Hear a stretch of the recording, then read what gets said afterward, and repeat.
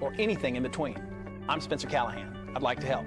Spencer Callahan is the one to see. Call 387-2323. LA 21-12671. Offices in Baton Rouge. WNXX, Jackson, KNXX, Donaldsonville, and WDGL HD2 Baton Rouge. This hour brought to you by Spencer Callahan Injury Lawyers. LA 21-12681. Offices in Baton Rouge. Hanny time. Hanny time. A daily look at sports from our resident historian. Your sports break during your lunch break. Live from the Mercedes-Benz of Baton Rouge studios.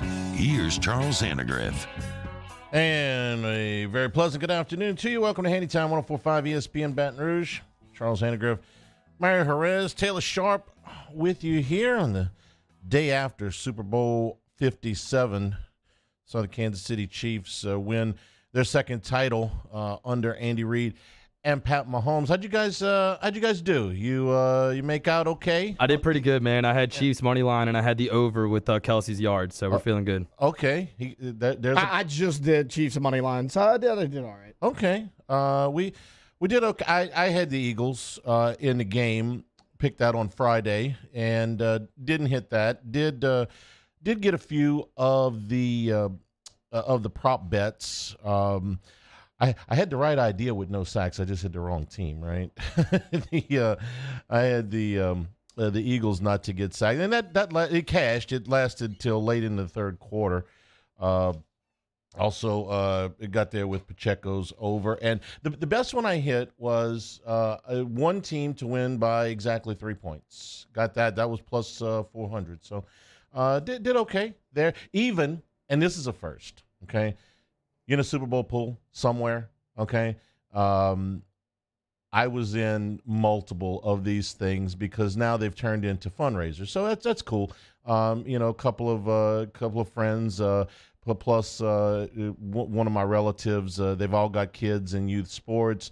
They put a pool together, get some money for the kids. I consider Super Bowl pools to be like the wishing well of gambling. Okay. You ever, you go by, you flip a coin into the fountain, you never see the coin again. Whether you get good luck or not, who knows? But, I have flipped my coins into Super Bowl pool fountains for quite some time. I never expect to win. I hit a quarter, okay? So, listen, you take them where you can get them. Fantastic game. Pretty much all the way around, this was entertaining to watch. There were a lot of big plays in the game. I thought it was a very well played game. I did not put the entire weight of the game on the holding call. I thought that there were plenty of other things there. I think also that it was the right call, and the defensive back agrees with the official, which never happens. Okay, so if he says, "Yeah, I was holding," then, yeah, he was holding. You know how I love to talk about officiating. But this is the most crucial point in the game. There was a foul called. If he doesn't redirect the receiver, there's a decent chance that he gets open and Mahomes hits him.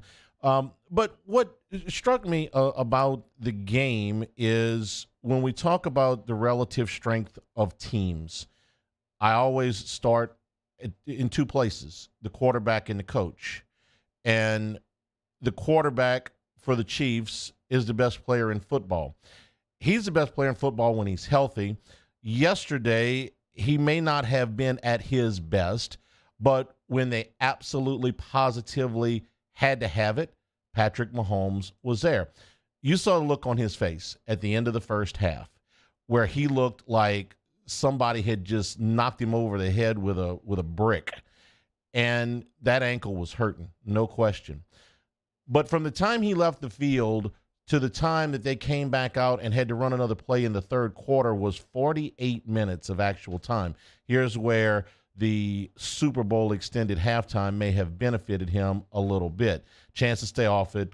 Who knows what they did to work on him during halftime, but he came back out. And when he absolutely positively in these playoffs had to make two plays, he made them.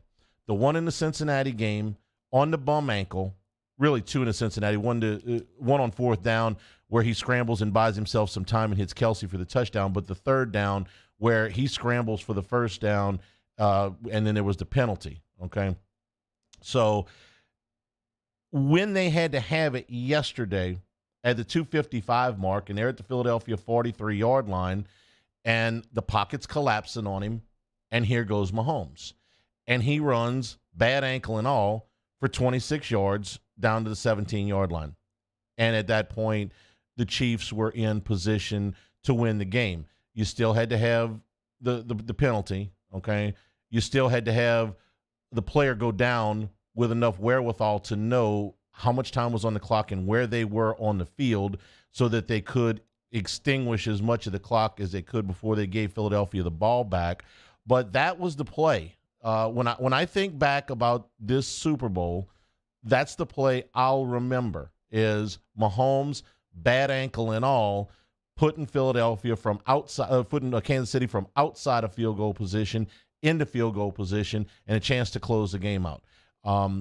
When I think about John Elway's Super Bowls, I think about the helicopter, okay? When they knocked him and he was twisted around like a helicopter, that helped Denver win that Super Bowl. That's the play I remember because Elway was 38 years old, I believe, at the time, and you don't expect him to be running at that point of his career, and that's the play I remember. This Super Bowl will be the one that Mahomes played on a bum ankle but ran 26 yards at the most crucial point in the game.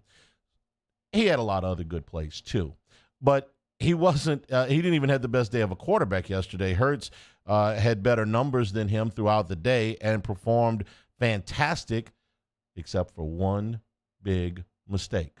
He made one big mistake, and that gave Kansas City a score and gave them life at that point. And I give Hurts a lot of credit when he was talking after the games. It hurts to come up that close. He stood up and he owned it because besides that play, Hurts was fantastic yesterday. I mean, he threw for over 300 yards. He scored 3 touchdowns. He had the 2-point conversion. I mean, he was the guy. He made one big mistake, and Mahomes didn't make that mistake. The other thing is on the coach. And Andy Reid has long been one of the best. The knock on the guy was for a long time that he couldn't win the big one. But we're talking about somebody who is now in the top 5 and one win away from number 4 on the all-time wins list. One more win, the first win next year because he says he's coming back. And he's going to be tied with Tom Landry for the 4th most wins. And he's got 2 Super Bowls, which now Andy Reid was a Hall of Famer before yesterday, but if you had any doubts, you shouldn't anymore. The plays that they diagrammed down by the goal line that produced 2 of the most wide-open touchdowns that you will ever see in a Super Bowl, they out-schemed them. Whether it was the jet sweep action that had Philadelphia so discombobulated, but 2 of those touchdown passes we could have thrown. I mean, I give Mahomes all the credit in the world because the guy's the MVP and the guy's great. But seriously, could those guys have been any more open? I mean, those look like busted coverages from a high school team. You don't get that open in the NFL very often in any game, much less in a Super Bowl. 17 points in the 4th quarter for KC. So you had the big comeback. You had Philadelphia come back and tie it before Kansas City went down and kicked the field goal to win. This thing had it all. I don't like to jump on the day after. This is kind of one of my pet peeves. The day after a championship, and you got to answer 15 questions about, is this the best ever? Is this the best team ever? Is this the best game ever? I kind of like to let it marinate a little bit before I make those kind of proclamations, unless it's really, really obvious. There have been plenty of good Super Bowls. I've seen, Super Bowls where a guy was tackled on the 1-yard line on the last play. We've seen overtime in the Super Bowl before. We've seen game-winning drives. Montana to Taylor, comes right to mind. So we've seen plenty. So I don't know if it's the best ever. I just know it was a fantastic football game. The stuff around the game apparently was very good.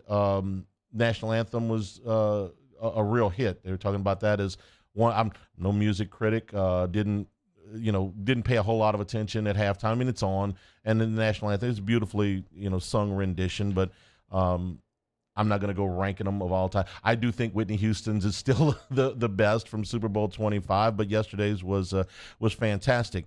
So they got the broadcast. I thought was very good. There's one thing that was bad about this Super Bowl, and that was the field itself, because they brought this grass in, $800,000 worth of new sod, and they were slipping and sliding all over this thing. And I don't know how that happens. I know how they slide the thing in on on a cookie sheet, if you will. But for the NFL to have this multi-billion-dollar operation, and they got most of it right. I mean, the entertainment was fantastic. Everybody likes Phoenix. Everybody that went out to Phoenix that was talking about it says it's a great venue for the Super Bowl. You had the 2 number 1 seeds. You had the 2 best teams. You had a game that came down to a last-second field goal. You had great players. You had great plays, and you got the grass wrong. That's the only thing really that was wrong with yesterday. So hope you enjoyed the Super Bowl. Any postmortem here from you guys on the Super Bowl? You okay with the halftime show was good, the anthem was good, and what do you remember about this Super Bowl? I thought the halftime show was pretty good. I honestly wish you would have brought somebody else out. Like, it would have been nice to see a duet with like Jay-Z or Drake. Yeah. But the game itself was really good, like you said. And one thing I want to mention, nobody's talked about all day on the station, both the coordinators for the Chiefs, I think, deserve a lot of props. That's 3 championship rings now for Spags, and Bieniemy is another story altogether. But obviously, a lot of people think he should have a head coaching job, and I'm one of those people. Yeah, it seems like it's past time for him, and I wonder. Obviously, the NFL's got a big minority hiring problem. That's the first thing. I do wonder if Bieniemy is being also a little bit. A mark against him that he's coaching for Andy Reid. Much like if you're Nick Saban's defensive coordinator, they just assume Saban does most of it. I do wonder if he's sort of being pigeonholed a little bit in that people just figure this is Andy Reid's offense. And I don't know how much of that is actually true, because Reid talks very highly of Bieniemy, and so does Mahomes. Wasn't wild about the timing of the Colts thing yesterday, but it wasn't the Colts. I know a lot of people say, well, the Colts are talking about hiring Philadelphia's coordinator to be their new head coach, and why would they do that? They didn't do that. They made a decision behind closed doors. They didn't call a press conference. They didn't put out a release. Schefter broke the story. So, the Colts are doing business behind closed doors, but they didn't actually, say that. I do wonder how much of a distraction it was. I don't think it was much of one. Looked like Philadelphia had their act together. I mean, they had over 400 yards of total offense. Hurts, with the exception of the fumble, couldn't have been any better. So I don't think it had too much of an impact on the game. But Philadelphia fans may feel differently. I know they feel differently about the holding call. Guy said he held. Referee said he held. Look at the play. He held. It's in the second quarter. Nobody says anything about that. Take a break. There was a lot of other things that happened this weekend. A lot of basketball. Derek Carr will be a free agent later on this week. We'll touch on that. This is Hanny Time, 104.5 ESPN Baton Rouge. Our listeners fire up their opinions on the jimsfirearms.net hotline at 499-1045. Keep listening for your next chance to shoot us your thoughts with the jimsfirearms.net hotline on 104.5 ESPN Baton Rouge.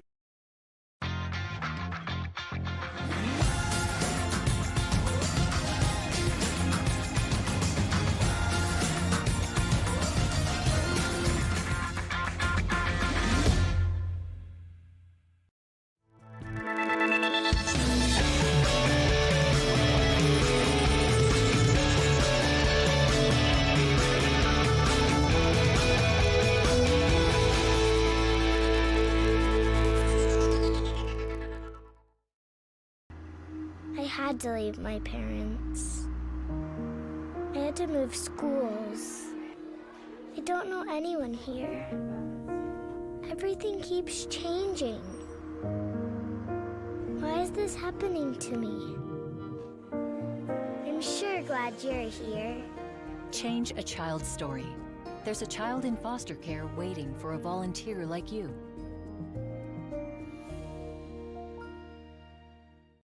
Saturday, February 25th, 7 p.m. The Bulls, Bands, and Barrels Tour at the Lamar Dixon Expo Center. Presented by Jerry Lane Chevrolet. Edge of your seat excitement with bull riding, barrel racing, ultimate bullfighting. With a live performance by Bailey Zimmerman.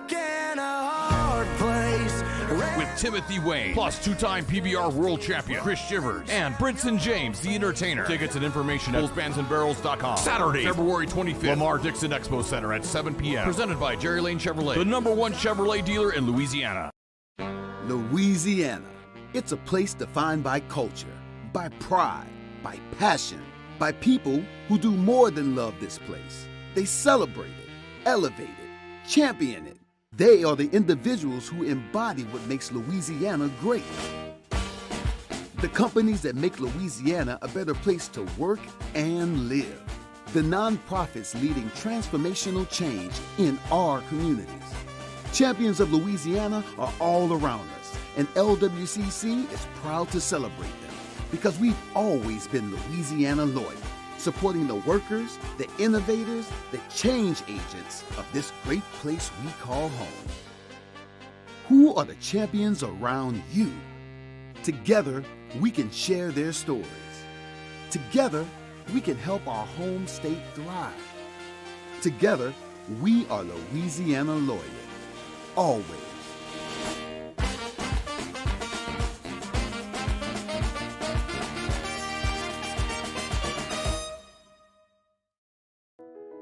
I've been doing business with Luba for 25 years. They're dependable, trustworthy. It's just the attention to detail with our clients. Our folks have years and years of experience. They're highly trained professionals, but many companies have that asset. What I'd like to think makes Luba a bit different is that we use those talents in a way that truly is dedicated to serving the needs of the folks who depend on us.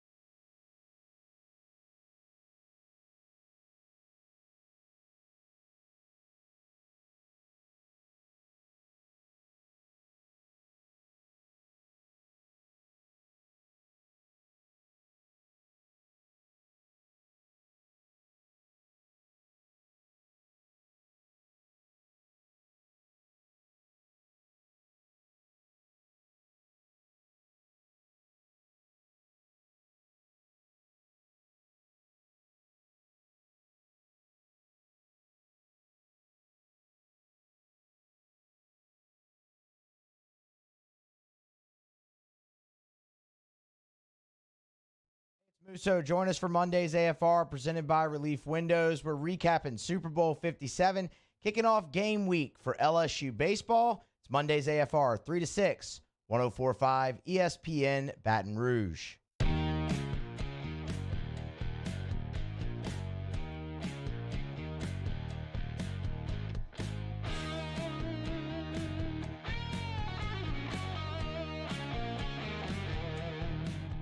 This is Hanny Time with Charles Hannegriff on 104.5 ESPN Baton Rouge. Remember, you can always get the show on demand, 1045ESPN.com. Women's basketball yesterday was our pregame entertainment, LSU and South Carolina. We had talked for a long time about anticipating this game. LSU, we knew was a significant underdog going into this game. We've got a line on Sunday morning. They were a 12.5-point underdog. That moved around a little bit as we got closer to game time. But when you're the only other undefeated team in the country and you're going to play somebody and you're a double-digit underdog, even with the second-best record in the country, you know that you're in for it. Listen, and LSU got thumped yesterday. I mean, they got beat 24 points. I thought it would be closer than that. But what did I say when we came in here last Monday? Watched UConn and South Carolina, watched LSU and Texas A&M. It's like, oh my, they are so much bigger than LSU. And that's what happened in this game. They're simply at another level. Well, let Kim Mulkey tell you. It's South Carolina and everybody else.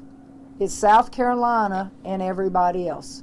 They have too much talent. They have too much depth. They have too much size.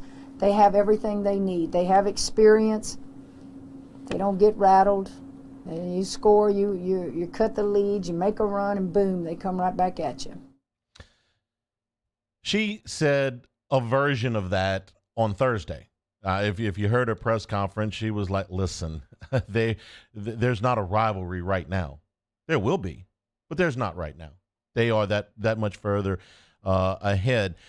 You look at the net rankings, and South Carolina has played the number 2 team in the country in the net, UConn, at UConn, and won that game by 4. They played at Stanford, who's number 4 in the net, at Stanford, and won that game by 5. They played LSU at home, the number 3 team in the net, and won that game by 24. They have 10 quad 1 wins, and a lot of those games haven't been close. Georgia is a quad 1 win. They won that game by 17. Clemson was a quad 1 game. They won that one by 54. It's a quad 1 game. They won it by 54. When you look at the overall size of the team, it was not any surprise that they dominated on the glass. They had LSU 43-25. They bring a lot of players. You had 11 different players average at least 10 minutes a game for that team. That's 3 more than average that for LSU. Even if you consider that some of those minutes have come in what has been a lot of blowout losses, they still have more players and more depth at their disposal than really anybody in the country. Aaliyah Boston is a fantastic player. Going to be player of the year, is a strong candidate for player of the year. But they also it's not just that they're big; it's how they play. They play as physical a brand of basketball as you will see at that level.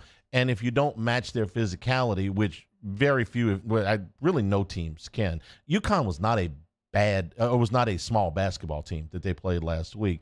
And the physicality of the game frustrated Gino Auriemma to the point where he got a tech when he spiked his water bottle on the floor. They're that good. They're that big. Whether you like Dawn Staley or not, she's a very good coach. That team, if they don't win the national championship, it will be a huge upset. Now, upsets happen in basketball.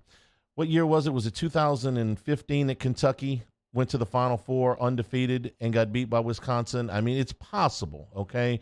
We thought that the Ewing Georgetown team in '85 was going to, repeat as national champions, and Villanova had the perfect night. But that's pretty much what it's going to take. Stanford and UConn, I didn't see the Stanford game. I did see the UConn game.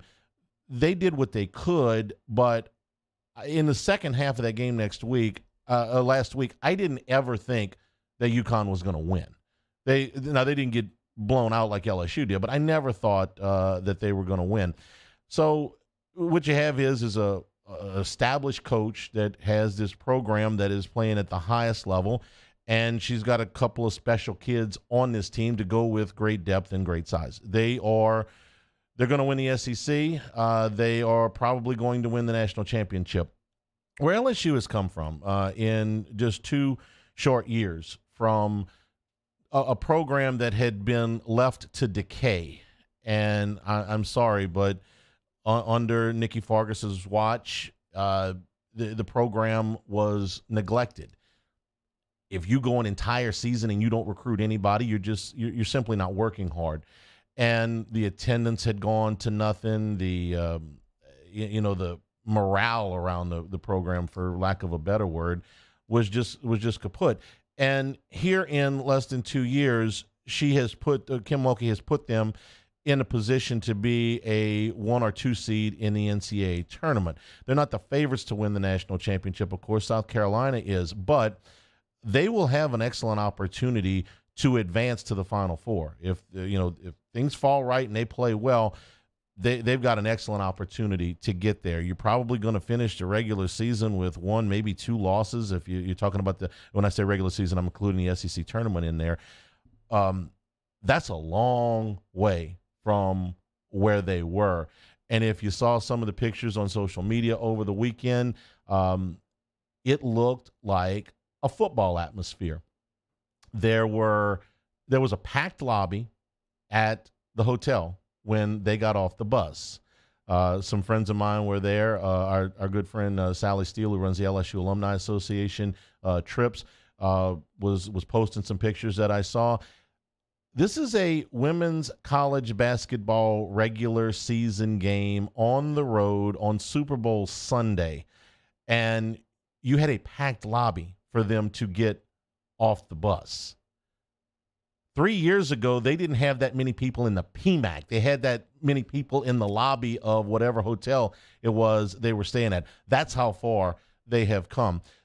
Losing to South Carolina is no embarrassment. It doesn't even, the score I know got out of hand in the second half. South Carolina came out. You knew the place was packed, 18,000 people in the arena. You knew South Carolina was going to play, with a lot of emotion to start. You had to kind of weather that and see if you could work your way back into the ball game, and they did. I kind of likened it when I was thinking about some of those games between LSU and Kentucky in the 80s. And the thing you had to know about going to Rupp back then, really still, was it was going to be, maybe not this year, it was going to be an electric atmosphere, and you just had to keep your head on straight for about the first 5 to 7 minutes. Don't go find yourself in an 18-point hole. Well, it was 18-2. But to their credit, they fought back. They got it close. And then South Carolina just it pulled away. Like Mulkey said, every time you get close to them, they just hit the jets and they go. Learning experience, something that maybe you've got to go through. You got to take your lumps somewhere along the way. South Carolina as a program is far advanced from what LSU is right now, but LSU has closed the gap a long way in a very short period of time. On the other end of the spectrum, LSU lost again. It's 12 straight for the men. A&M got them by 12 points. Same thing that has been the case all year, which is that LSU simply they can't score they can't score at a high enough level, a high enough pace to keep themselves in a ball game for 40 minutes. They are capable of staying in a lot of games in the SEC, not against the Alabamas of the world necessarily, although they did in Baton Rouge. They're capable of staying in games for somewhere between 25 and 30 minutes. But there comes that inevitable 10-minute stretch, and it's not always at the end. This time it was at the beginning. It was 11 minutes into the game, and LSU had one basket. Whether the dry spell comes at the beginning, the middle, or the end really is irrelevant, because you can't go. And this has happened in so many games where they've gone 8, 9, 10, 11 minutes where they score 2 or 4 points. I don't have anything to add. I feel like I'm just doing this as a matter of procedure, that I'm mentioning the LSU men's basketball game. They don't have enough talent to get there right now.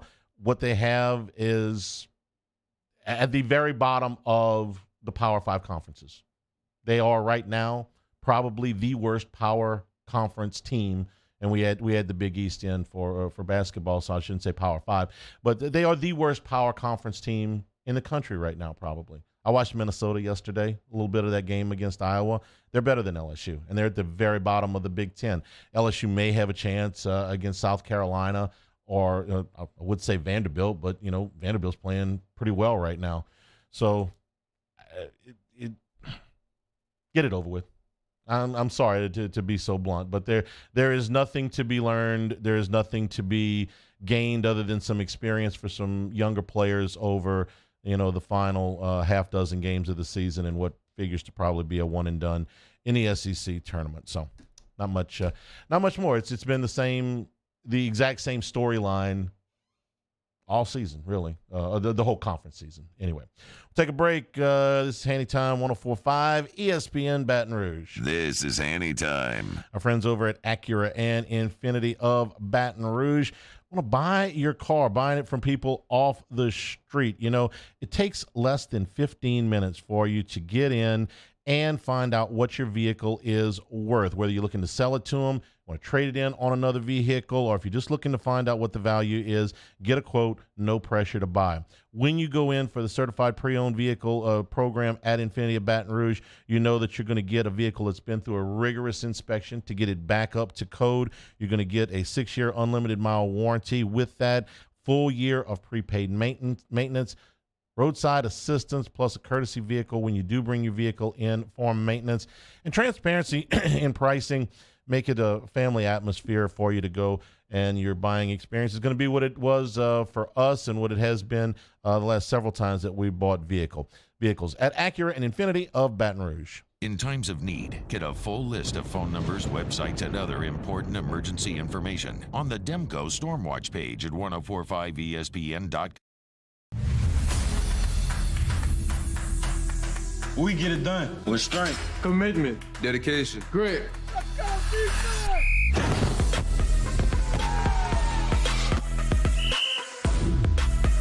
We get it done with passion for our fans and love for our community. We are the Tigers.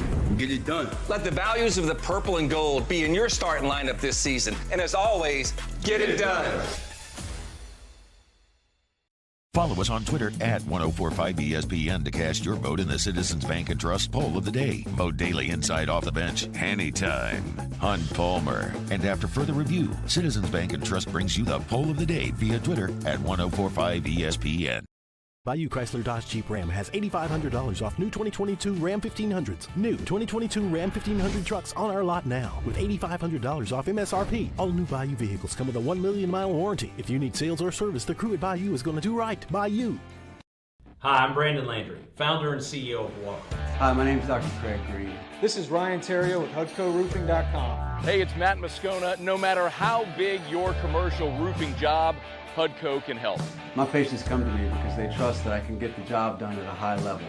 Ryan Terrio and Richard Tilley have the same level of trust when it comes to roofing. If you have a roofing issue, call HUDCO Roofing. Give us a call, 364-1007, and we'll come to your house and give you a free inspection.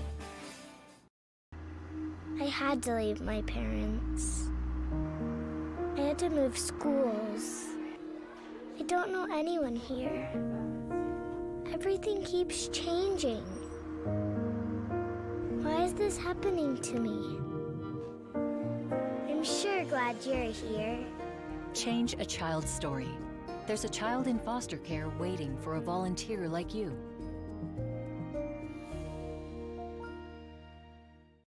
Saturday, February 25th, 7 p.m. The Bulls Bands and Barrels Tour at the Lamar Dixon Expo Center. Presented by Jerry Lane Chevrolet. Edge of your seat excitement with bull riding, barrel racing, ultimate bullfighting with a live performance by Bailey Zimmerman. With Timothy Wayne, plus two-time PBR world champion Chris Shivers, and Brinson James, the entertainer. Tickets and information at bullsbandsandbarrels.com. Saturday, February 25th, Lamar Dixon Expo Center at 7 p.m. Presented by Jerry Lane Chevrolet, the #1 Chevrolet dealer in Louisiana. I've been doing business with Luba for 25 years. They're dependable, trustworthy. It's just the attention to detail with our clients. Our folks have years and years of experience. They're highly trained professionals, but many companies have that asset.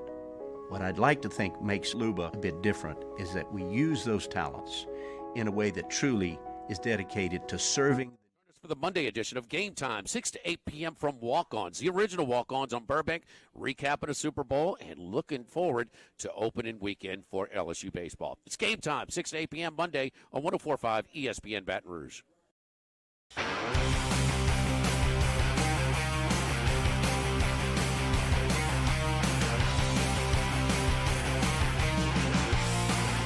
This February, 104.5 ESPN and Citizens Bank and Trust are here to offer you a holiday rebate to the tune of a $2,000 cash prize. We'll also be selecting a local prize winner to win $1,000 cash. Sign up now at 1045ESPN.com.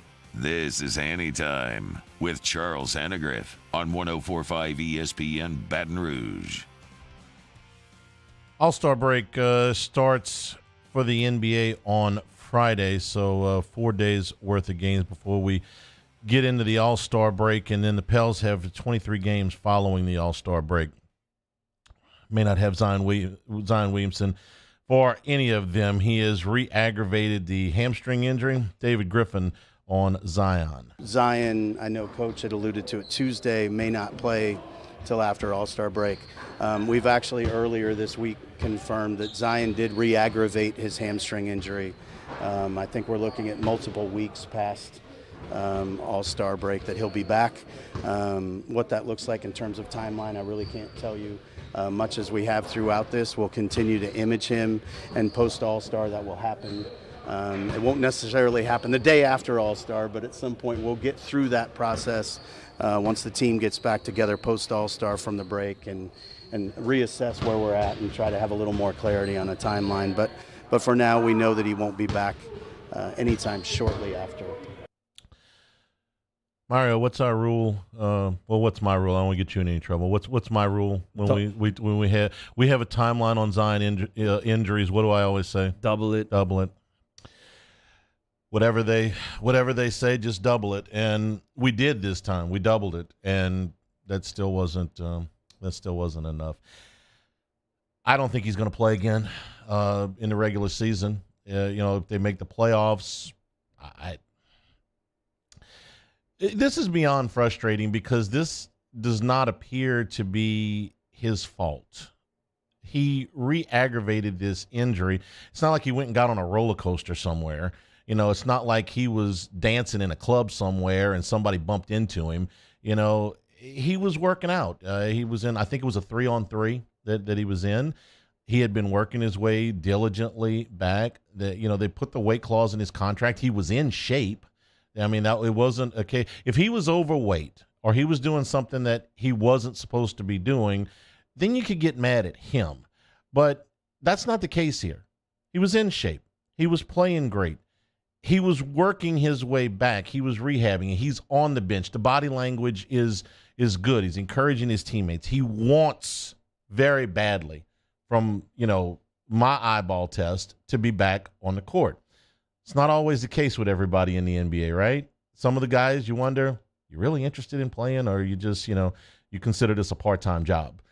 I don't think of him in that vein. Now, when he went to Portland, I did. When he removed himself from the team the last time he was seriously hurt and broke off contact for a while before the C.J. McCollum trade, when C.J. kind of reeled him back in and said, look, man, you need to come home. I did consider that kind of a, man, are you serious about this? Because nobody sees you, nobody hears from you, nobody knows anything. That's not the case this time. The case here is you have a player that simply is going to always have a hard time keeping himself healthy. His body type is unique.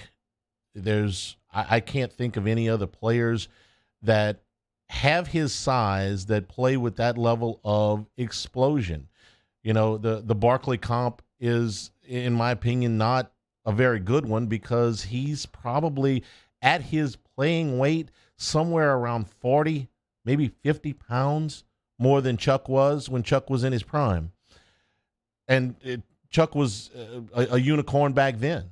He was round mound to rebound. Nobody that was that height, that weight, that kind of explosiveness and that kind of ability to score had been seen in the game. Adrian Dantley was a smaller kind of a post player that got a lot of his points, but he was nowhere near as thick as Barkley was. So here comes Zion, and he's much bigger than even Barkley was. So when his weight was a problem, you knew you were always going to deal with some kind of impact injuries that were going to, reduce the amount of games that he could play. This, though, is so incredibly frustrating because, like I said, he has been doing the things that you would do to get yourself back. And A hamstring, we said this a million times, if you don't let it completely heal, then you're right back to the drawing board. This is as discouraging as it gets, because with him on the floor, they looked like a team that was ready to make the next step, that was ready to maybe advance around in the playoffs. It could have been maybe a team that got in the upper half of the Western Conference playoff standings. You know, when he was gone for a while there, they were first and they were second, and they, you know, when Ingram was out, they started to slide. I don't know what you do about this if you're David Griffin, other than this is going to require an inordinate amount of patience, and we're kind of out of patience. You know, through what is 4 seasons now, we're talking about a guy who's played about 40% of the games, and when he plays, he's a star. We made the Bill Walton comparison last week. Walton, when he played, was a star.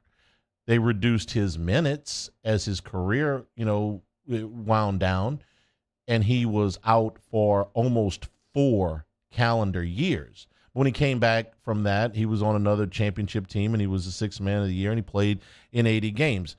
Zion's a lot younger than that, but they're not going to trade him. You know, they're not gonna move on from him. But it does raise the question, and there's not an easy answer to this. But if you're David Griffin and you have 2 players that have demonstrated over now a long sample size, multiple seasons, that they simply cannot stay on the floor enough for you to be able to count on them, then what do you do? Because, like I said, you're not going to trade Zion Williamson. You're not going to cut Zion Williamson. All you can do is wait for him to get healthy. For Brandon Ingram, when he has missed time, it's been for a variety of things as well. But he doesn't have the body type that Zion does. I don't know that this. You would think it can't continue for the rest of his career.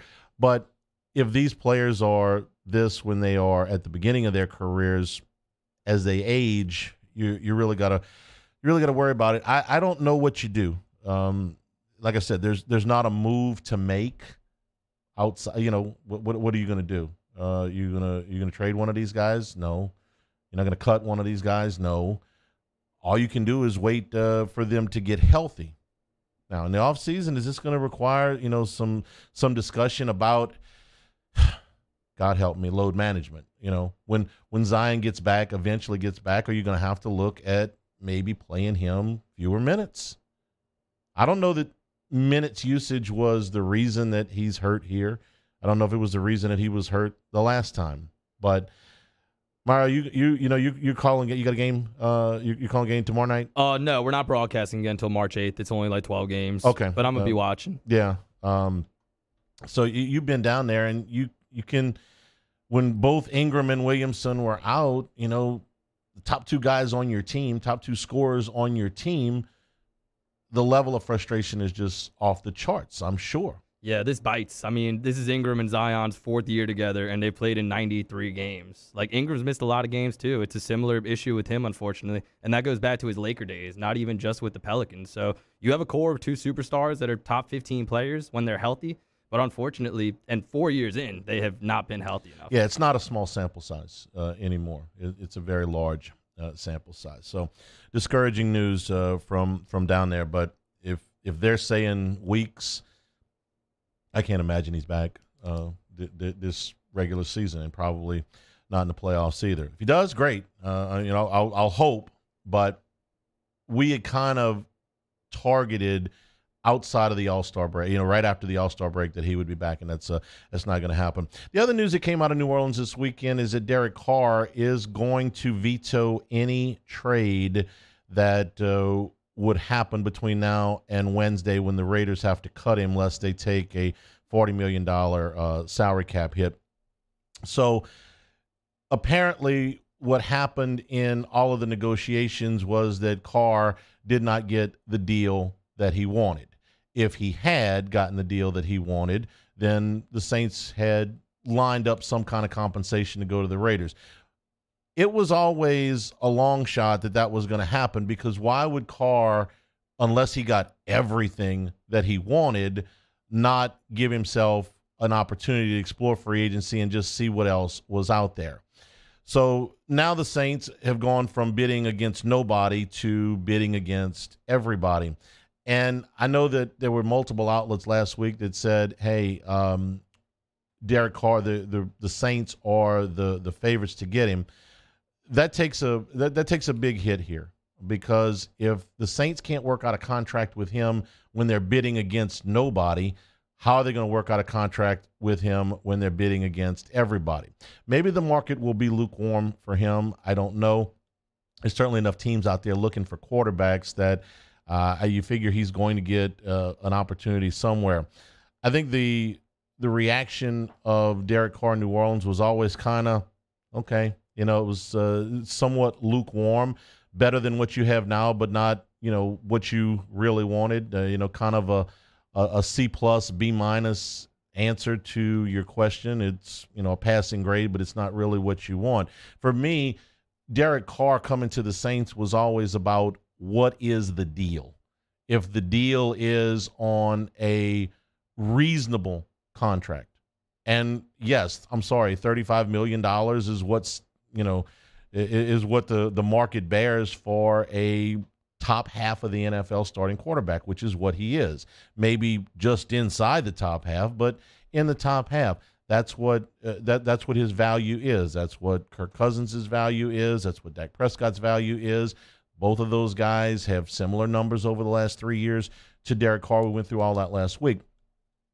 I don't know that the Saints are in a position where they're willing to go all in on Derek Carr. They shouldn't. Okay, I'm all for Derek Carr coming in here on a 4-year deal that is inside of market value, but I'm not going to overpay for Derek Carr.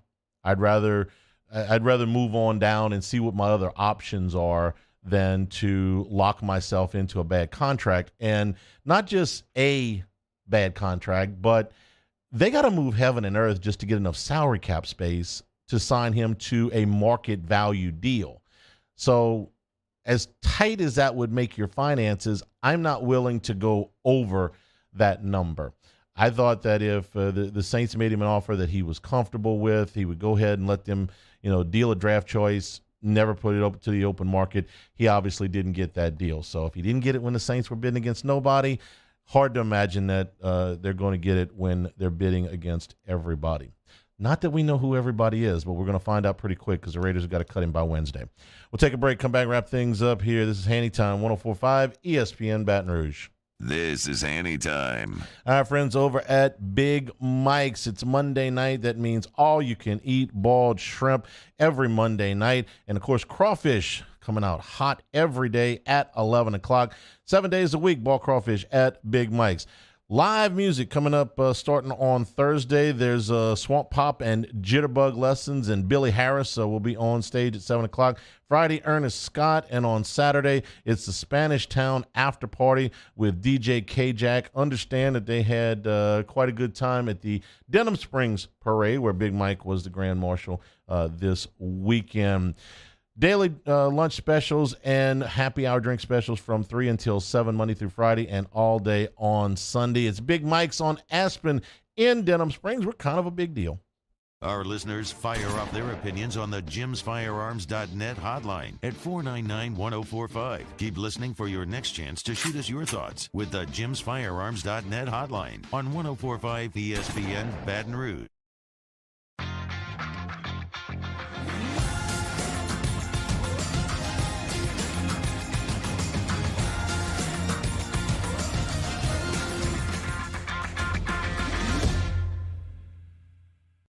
Hi, I'm Brandon Landry, founder and CEO of Walker. Hi, my name is Dr. Craig Green. This is Ryan Terrio with HUDCORoofing.com. Hey, it's Matt Moscona. No matter how big your commercial roofing job, HUDCO can help. My patients come to me because they trust that I can get the job done at a high level. Ryan Terrio and Richard Tilley have the same level of trust when it comes to roofing. If you have a roofing issue, call HUDCO Roofing. Give us a call, 364-1007, and we'll come to your house and give you a free inspection. Moon Griffon is back. The voice of Louisiana politics makes his return to Baton Rouge. Catch the Moon Griffon Show weekdays from 9 to 11 a.m. on Talk 107.3. Louisiana. It's a place defined by culture, by pride, by passion, by people who do more than love this place. They celebrate it, elevate it, champion it. They are the individuals who embody what makes Louisiana great. The companies that make Louisiana a better place to work and live. The nonprofits leading transformational change in our communities. Champions of Louisiana are all around us, and LWCC is proud to celebrate them because we've always been Louisiana loyal, supporting the workers, the innovators, the change agents of this great place we call home. Who are the champions around you? Together, we can share their stories. Together, we can help our home state thrive. Together, we are Louisiana loyal. Always.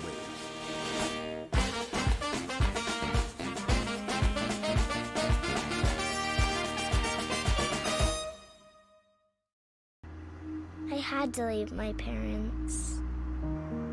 I had to move schools. I don't know anyone here. Everything keeps changing. Why is this happening to me? I'm sure glad you're here. Change a child's story. There's a child in foster care waiting for a volunteer like you. Saturday, February 25th, 7 p.m. The Bulls Bands and Barrels Tour at the Lamar Dixon Expo Center. Presented by Jerry Lane Chevrolet. Edge of your seat excitement with bull riding, barrel racing, ultimate bullfighting with a live performance by Bailey Zimmerman. With Timothy Wayne, plus two-time PBR World Hanny, join us for the Tuesday edition of Hanny Time. Former LSU baseball assistant Dan Canaveri is with us as we're just a few days away from the season opener, and Dwayne Colucci recaps the Super Bowl from Las Vegas. Hanny Time, noon weekdays, 104.5 ESPN Baton Rouge.